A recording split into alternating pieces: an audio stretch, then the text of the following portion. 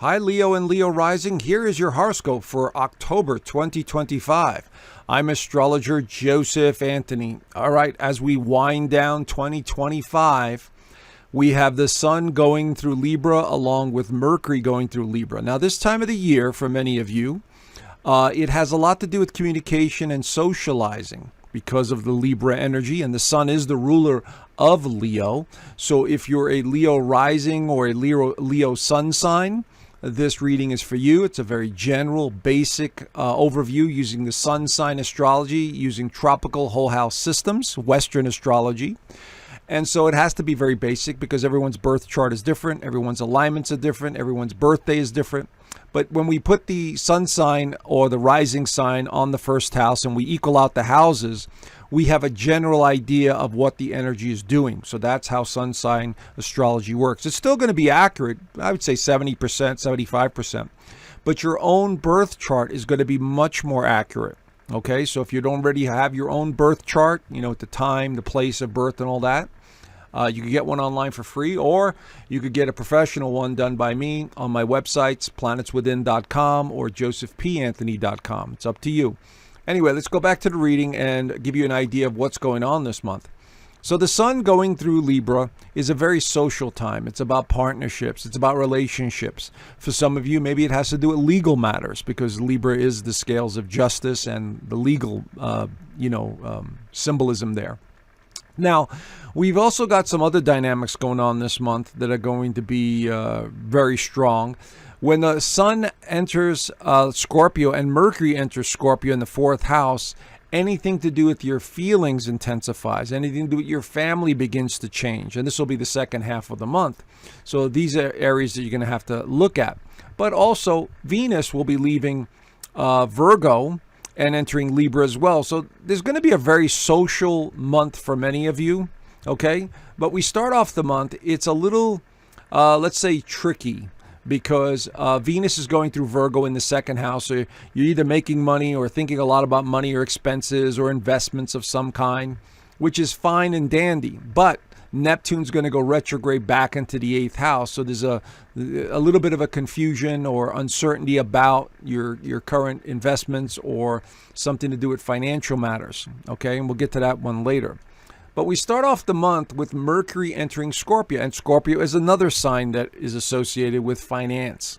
Okay, not only is Venus, especially in the second house of income and value and finance, but we have Mercury amping up your thinking in terms of your financial picture. Now, Mars is already there in the fourth house. So this has either a lot to do with funding, financing around the home, expenses at home, let's say for children, or maybe you're thinking about buying some more property or selling property, or you're looking at maybe you're working from home and you're focusing a lot of your attention on your home business. Anything to do with the home is the fourth house. And Mercury is the thinking. And Mercury in Scorpio is very passionate and very driven. And so now with Mercury and Mars both in the fourth house, this area gets lit up and you're very much driven to want to accomplish more. Now this happens around the 6th into the 7th. But at the same time this is going on, the full moon in Aries gets lit up. So this is why I said the first part, at least the first week of October, seems to be a little tricky because the energy is very high. And so here we see a full moon in Aries in the 9th house, which has a lot to do with a sense of adventure, looking at the bigger picture, how you fit into everything, how's your current relationship, whether it's business or personal.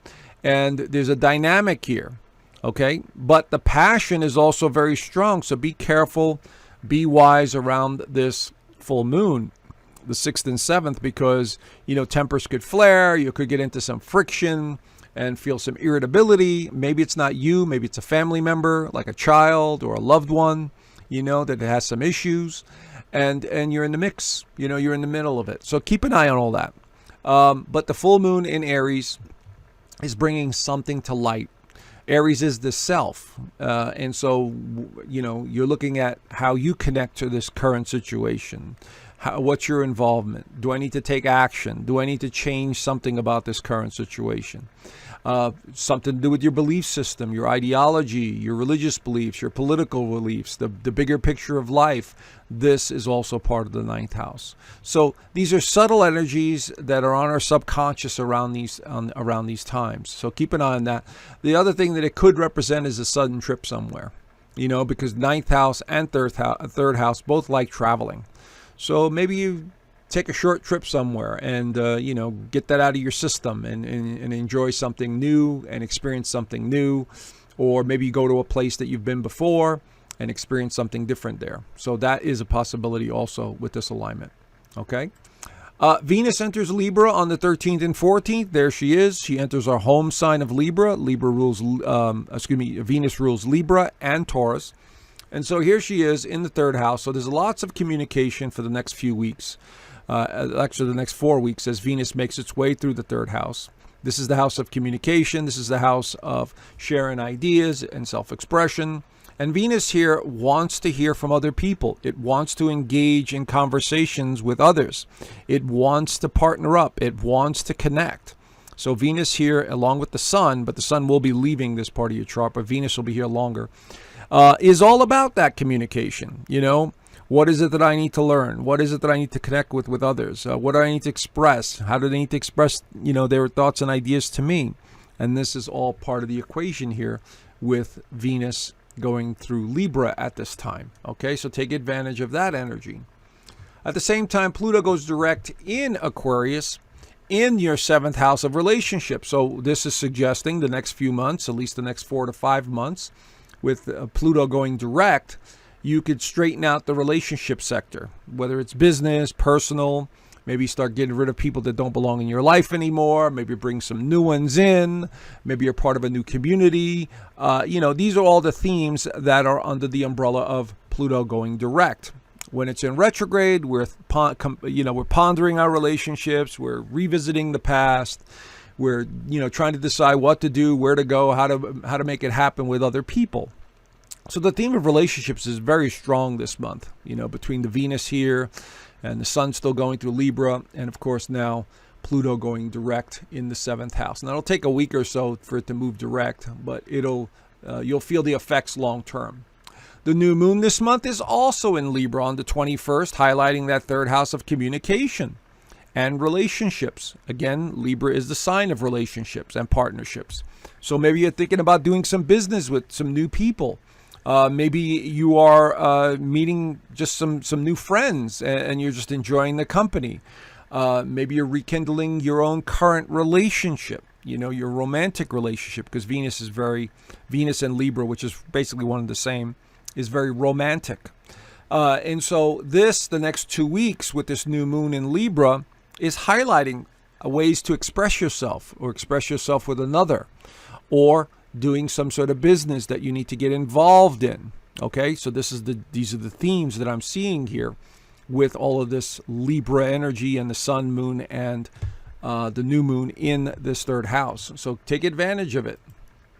At the same time, Neptune goes retrograde for the last time in our lifetime into Pisces right here. So Neptune will not return to Pisces for another 165 years. I doubt any of us will be around at that time, but so Neptune in Pisces at the last degree is giving us an opportunity to dive deep into something before, we change dramatically. Anytime a planet is at the last degree of a sign, it's very important. Okay, it's giving us one last hurrah, one last look, and it's going into your 8th house. So it has a lot to do with your deep psychological well-being. It has a lot to do with your financial picture. It has to do with the loss that you maybe have experienced, or the transformation that's taking place at a deep psychological level. It's in Pisces, so this is the sign of Pisces, which has to do with spirituality, mysticism. Who are you? Where do you come from? What is this world all about? These are the questions you will be asking with this deep, profound retrograde going through this 8th house. Now, by the end of the year, I think it's December the 12th, it begins to go direct. And then next year, both Neptune and Saturn are leaving this part of your chart and will enter the 9th house of higher learning and philosophy, travel, exploration. So there's definitely a change coming in the mix for your thinking as these planets move out. But in the meantime, it's a review process. The sun enters Scorpio on the 22nd and 23rd, right there, amping up this energy in that fourth house. Once again, feelings, family, foundation are being highlighted. And so maybe something to do with real estate, remodeling, refinancing. All of this stuff falls under this umbrella. Maybe spending time with your children, enjoying them immensely. There's a lot of emotion here. We have a lot of planets in water signs. We have Jupiter. We have all this Scorpio energy. We have all the Pisces energy. It's a very nostalgic time. It's a very emotional time for many of you. And so take advantage of the energy while it is good for you to move in this direction. You know, for instance, if you want to buy a house or land or something like that, that's very possible. If you want to spend time just enjoying the family and there's a lot of emotion involved, absolutely, that's possible as well. So there's a lot of possibilities here, you know, with the sun and the Mars and Mercury going through this fourth house. Now, on the 29th and 30th, Mercury leaves that fourth house and goes into the fifth house, into Sagittarius. Now, this is a very optimistic alignment. Mercury quickens our thinking, but it also is in Sagittarius, the optimist.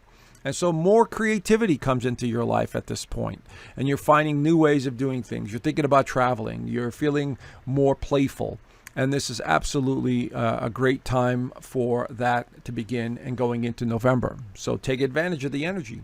Anyway, there's the general overview. If you want to know more, I do an extended version of this in my Inner Circle community.